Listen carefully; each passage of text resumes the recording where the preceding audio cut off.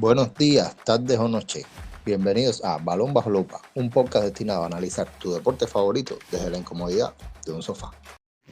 Bueno, bienvenidos a otro episodio más de Balón Bajo Lupa. Esta vez hablaremos, como habrán leído en el título, de algo parecido a lo que hablamos la semana pasada. La semana anterior, el capítulo anterior, hablamos sobre los jugadores infravalorados en Europa. Esta vez le ha tocado el turno a los jugadores, todo lo contrario, jugadores sobrevalorados. ¿Qué quiere decir sobrevalorados? En ningún momento quiere decir que estos jugadores sean malos. Habrá algunos que sí, no digo que no. Pero en ningún momento la palabra sobrevalorados engloba a un jugador que es malo como tal. No voy a decir que los jugadores que mencione sean unos paquetes, ni mucho menos. Pero sí, tal vez en algún punto o en algún momento se le considera más de lo que debería considerarse, o se le pone en alguna casilla que tal vez no debería estar. Voy a hacer como la vez anterior un 11, voy a decirle uno por posición y bueno, quiero que me comenten qué les parece, si pusieran alguno más que no está en la lista, si cambiarían alguno por otro que olvidé de mencionar. Así que bueno, aquí vamos a empezar como siempre por la portería. En la portería está un nombre bastante conocido y esto va a ser bastante polémico porque tiene un fandom bastante fuerte y bastante, digamos que mete bastante presión, que es el caso de Emiliano Martínez. El Dibu es un gran portero, en mi opinión, es un muy buen portero. Eh, no es un portero que pase desapercibido, es bastante polémico incluso. Fue campeón mundial con Argentina en el mundial, clave en esos partidos. Sobre todo en la final, aquella parada famosa que le hace a Colomwani, y creo que por eso exactamente está sobrevalorado. Ese digamos, ser clutch, ser decisivo en los momentos importantes, es clave para muchos jugadores, pero no es lo único que puede hacer un jugador.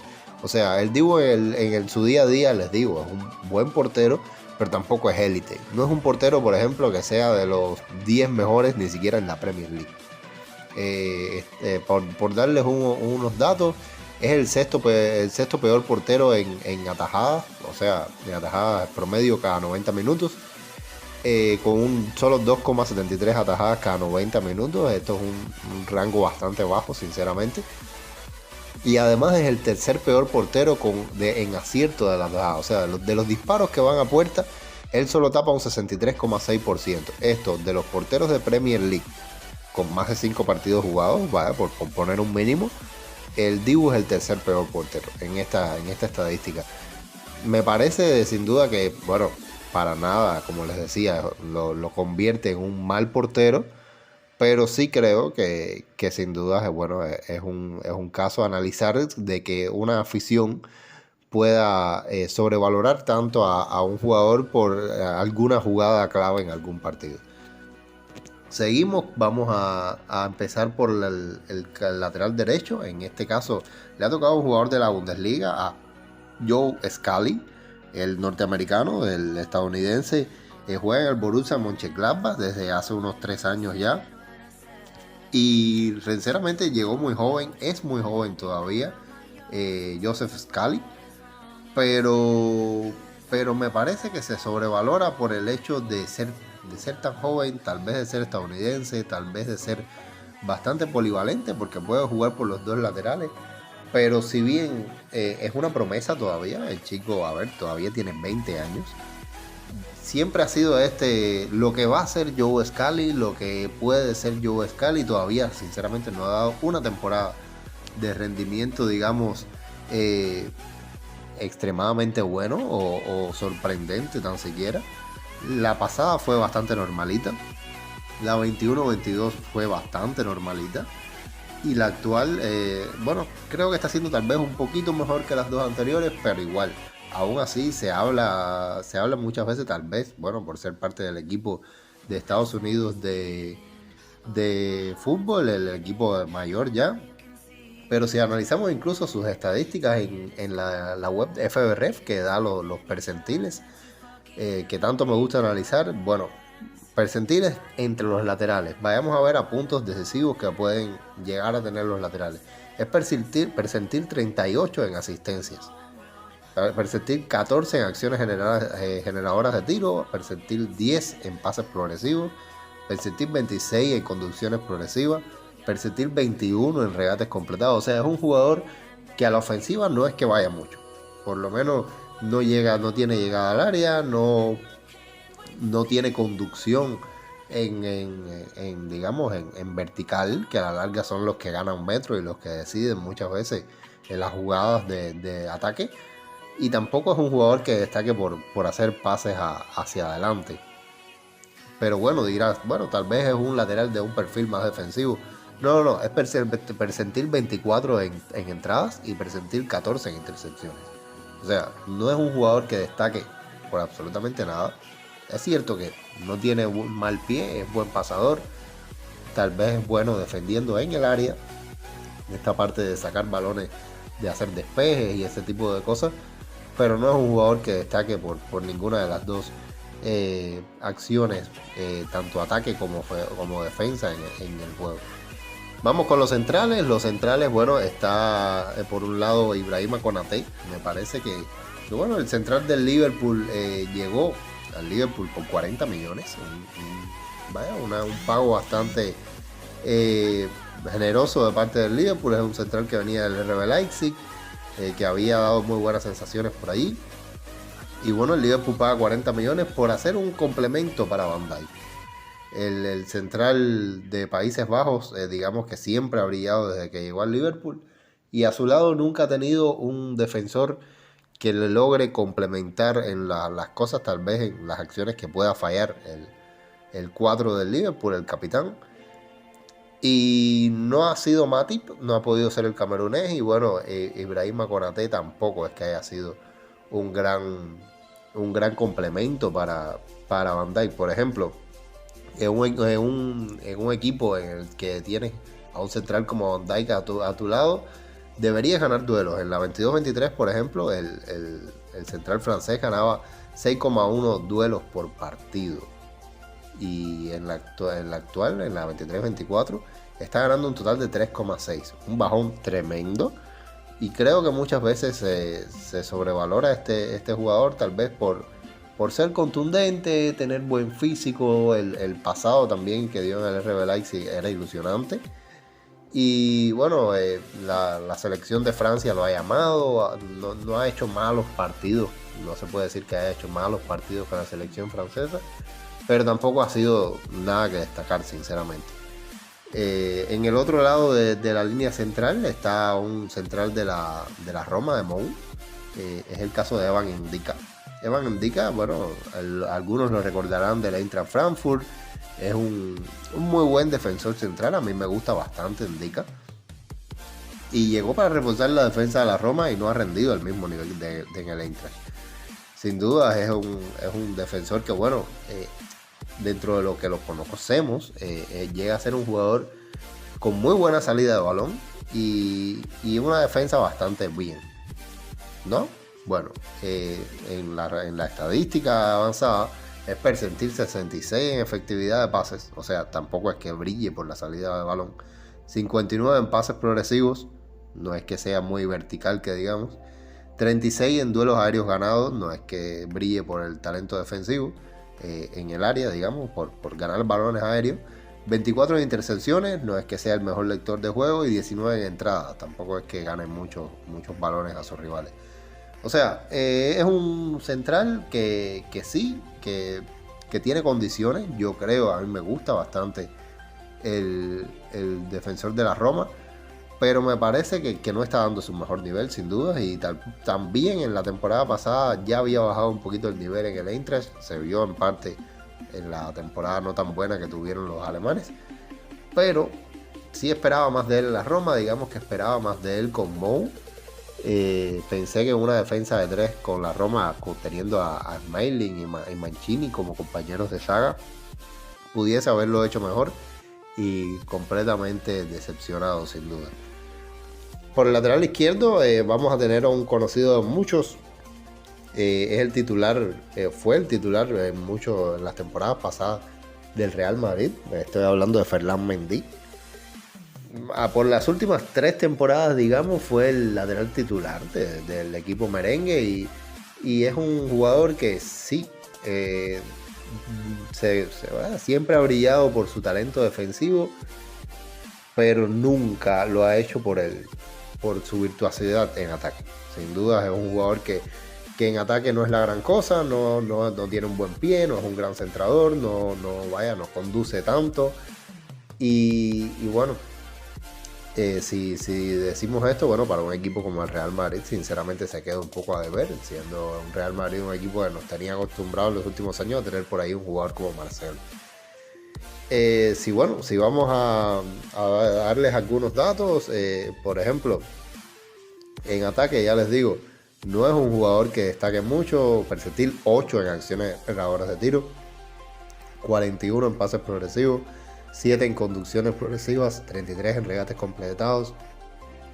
En defensa tampoco es que sea la gran cosa últimamente, es percentil 5 en entradas y 46 en intercepciones. Sin duda, está siendo también una decepción en lo que respecta a la defensa y bueno, habrá que ver qué le depara el futuro. Me parece que ya están mucha gente pidiendo la salida de este jugador del Real Madrid. No ha sido una gran etapa sin dudas, a pesar de haber sido por muchos años el titular. Y bueno, creo que puede ir a otro equipo a seguir su carrera. Para nada es un mal defensor, no creo que sea su caso, pero sí últimamente ha bajado bastante su rendimiento. En el doble pivote, en esta formación que será un 4-2-3-1, adelanto, está el caso de Marcel Sabitzer, un jugador que a mí me gusta bastante. Yo siempre lo he defendido, soy un gran defensor de Sabitzer.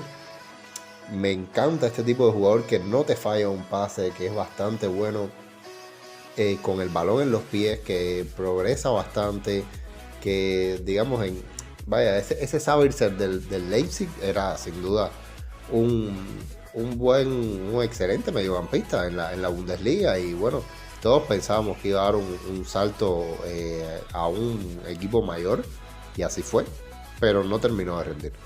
El jugador se fue al Bayern Múnich, no rindió, se fue al Manchester United, digamos que ahí funcionó un poquitico mejor, pero no pagaron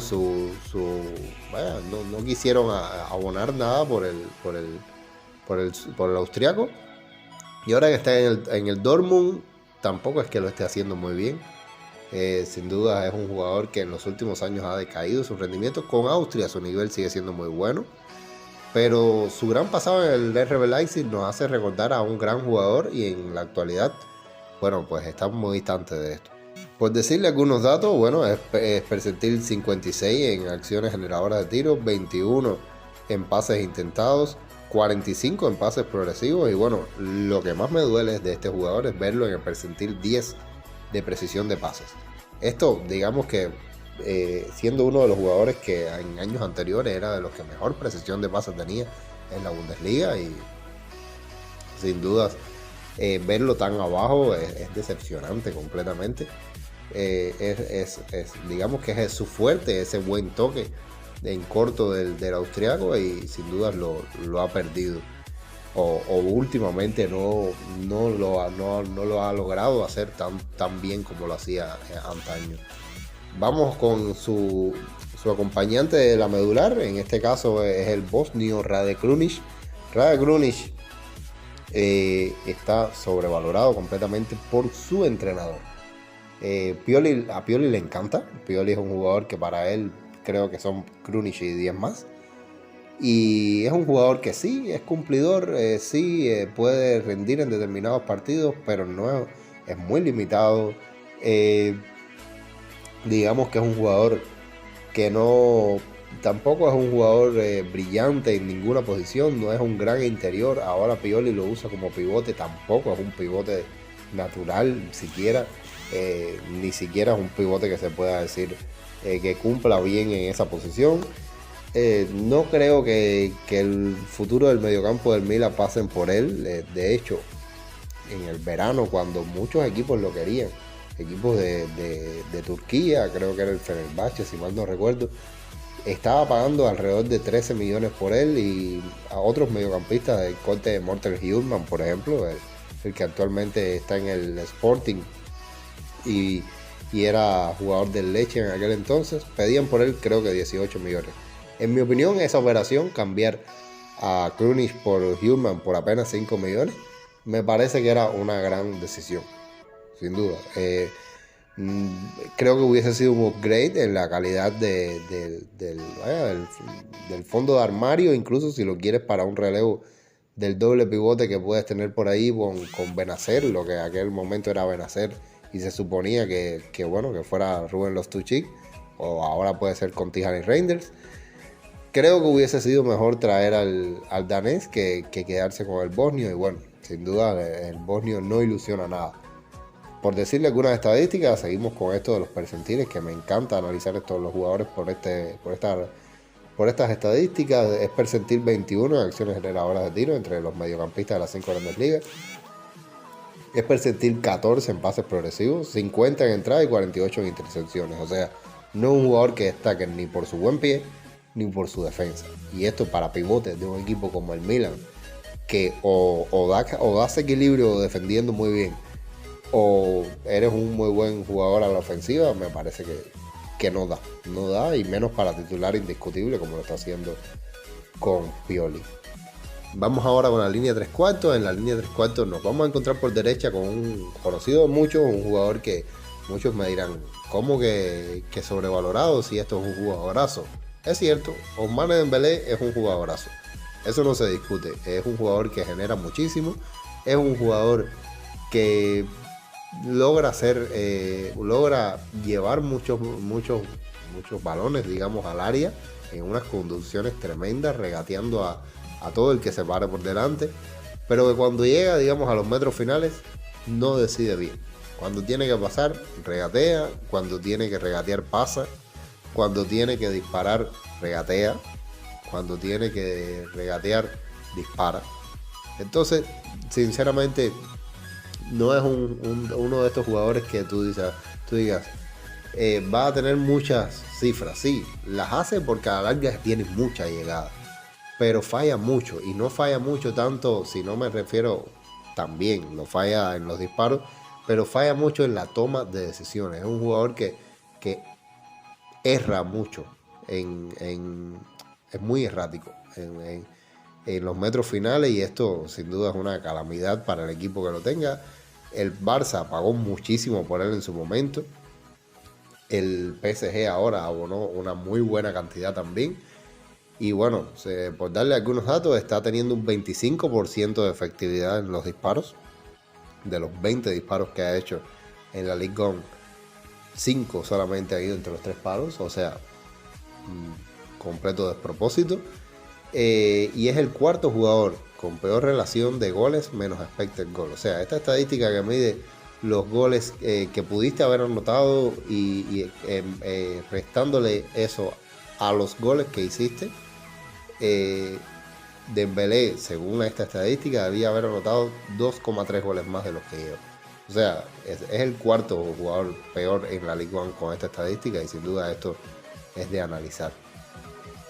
Si seguimos con esta línea de 3/4, o en la media punta voy a poner a Rafinha, un jugador que llegó desde el Leeds con un gran cartel, costando unos 58 millones, y no se ha adaptado bien al Barça. La temporada pasada no fue mala, tuvo 7 goles, 7 asistencias, estuvo bastante bien, digamos, no era el extremo preferido de la afición del Barça, pero no era, digamos, era un poco más, se envolvía más en la creación de juego del equipo, y esto, bueno, sin dudas ayudaba mucho al juego del Barcelona.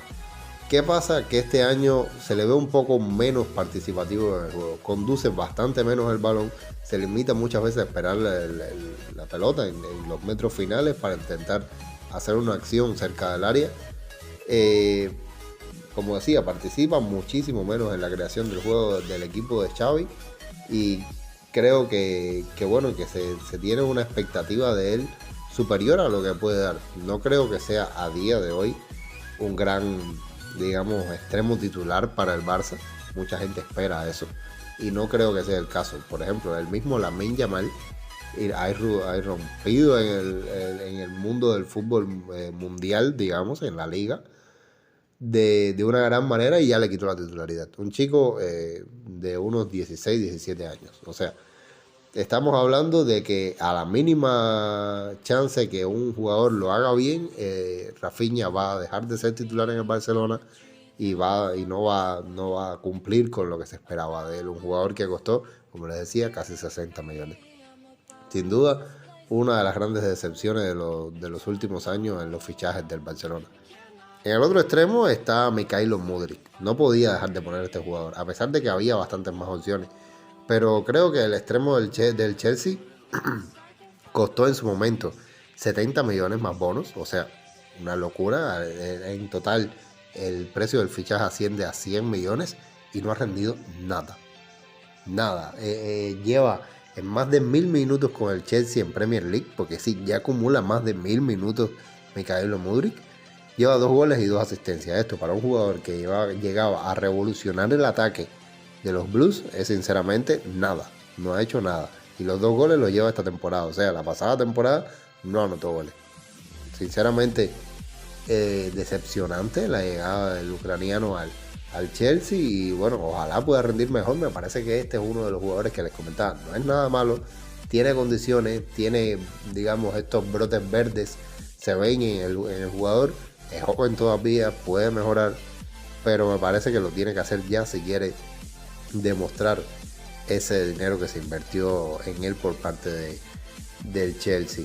Y bueno, para terminar, vamos con el delantero que en este equipo sería Pierre-Emerick Aubameyang.